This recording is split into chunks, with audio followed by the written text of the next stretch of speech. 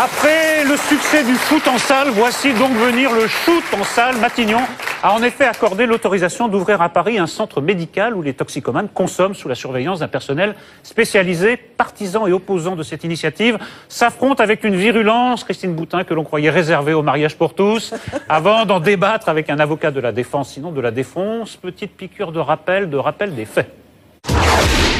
Matignon dit oui aux salles de shoot. La salle de shoot va bel et bien être expérimentée à Paris. Une première salle de shoot va ouvrir ses portes à Paris. Une expression qui fait la une de l'actu, mais une image qui, elle, dérange. Je préférerais qu'on ne parle pas de salle de shoot, mais salle d'injection surveillée.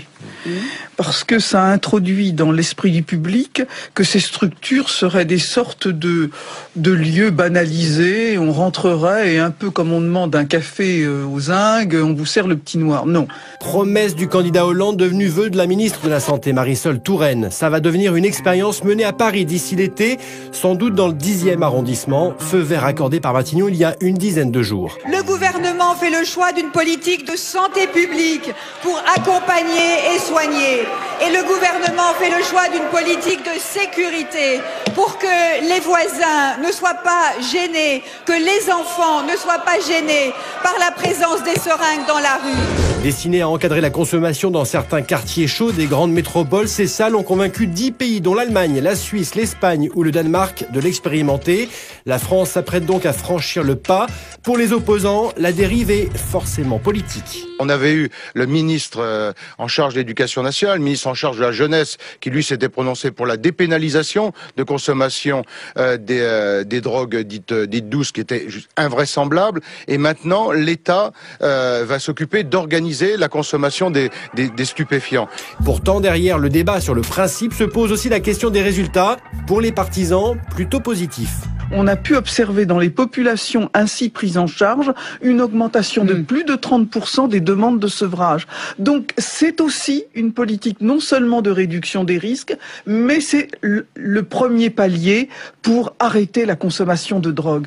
Et pour les opposants, forcément négatif. Beaucoup de pays font marche arrière et partout, ça s'est traduit par une augmentation de la consommation. Ça a apporté parfois quelques solutions sur le plan sanitaire, mais il n'empêche qu'on a augmenté la consommation de stupéfiants. Les salles de shoot bientôt une réalité, en tout cas après Paris, des villes comme Bordeaux et Marseille se disent également intéressées par l'expérience.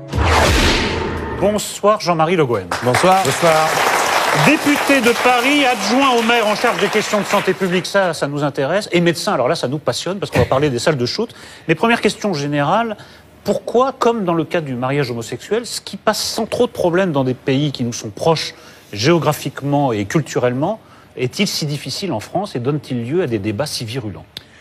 Parce que c'est le propre de notre pays de vouloir faire de choses pragmatiques des problèmes théoriques absolus. Et c'est plutôt une qualité en règle générale, c'est un défaut évidemment lorsqu'il s'agit d'une façon beaucoup plus simple en matière de santé publique de mener des politiques basées sur ce qu'on appelle la médecine, sur les preuves, basées sur le pragmatisme. Bon, voilà. Alors, nous sommes un pays qui aime bien théoriser, qui aussi a toujours peur.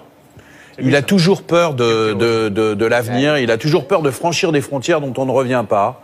Voilà, c'est un sujet très intéressant, car moi, j'aime bien les gens qui théorisent. J'aime bien cette soif d'absolu, de spiritualité, etc.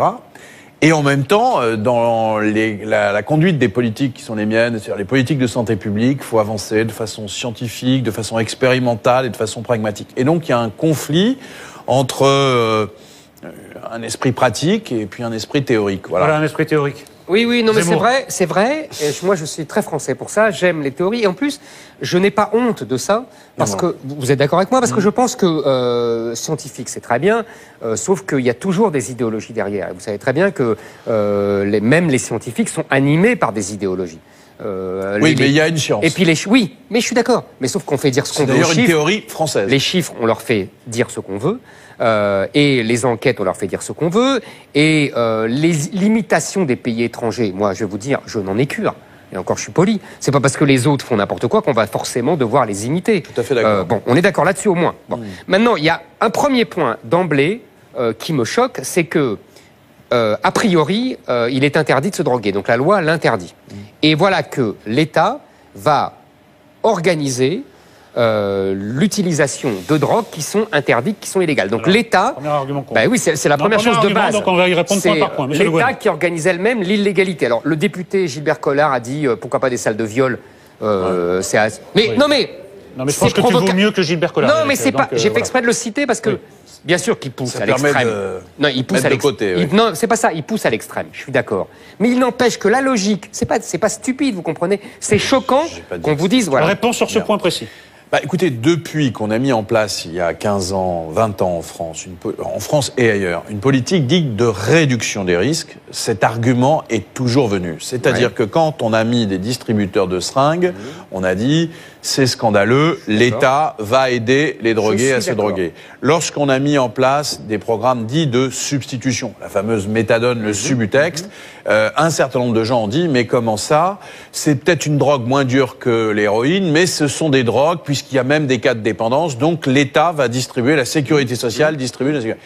La preuve est que ce type de pratique a amené une chute absolument importante des contaminations des toxicomanes sur le sida, le fameux HIV, a amené une baisse importante aussi des hépatites C. Et donc, ce sont des mesures de santé publique qui font que les maladies ne se répercutent pas. Est-ce qu'on a eu pour autant une augmentation liée à ces facteurs de la toxicomanie et à l'héroïne? Les expériences montrent que nous avons une augmentation en France, après avoir eu une baisse dans les années 80, à cause, et non pas grâce, de l'épidémie de sida. Depuis la moitié des années 90, il y a une remontée. Mais cette remontée n'est pas liée à la distribution de seringues, elle est liée à plusieurs facteurs. La guerre en Afghanistan qui fait que le trafic de l'héroïne est reparti et arrive par l'Europe orientale, liée au problème des addictions dans notre société, c'est-à-dire que, en gros, tout le monde est d'accord, j'entends dans les milieux médicaux, pour dire que nous sommes dans une société de plus en plus stressante et que face à ce stress, certains individus plus fragiles que d'autres répondent par des addictions, depuis le tabac, en passant par l'alcool, les médicaments et les produits illicites. Et donc, malheureusement, il y a les risques. Attends, parce que dans ce cas-là, il faut aller au bout de votre logique. Moi, j'entends cet argument. C'est vrai, vous avez raison.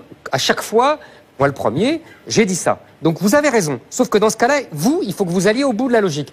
Si vous voulez absolument nous expliquer que c'est un meilleur contrôle sanitaire, etc., il faut légaliser les drogues.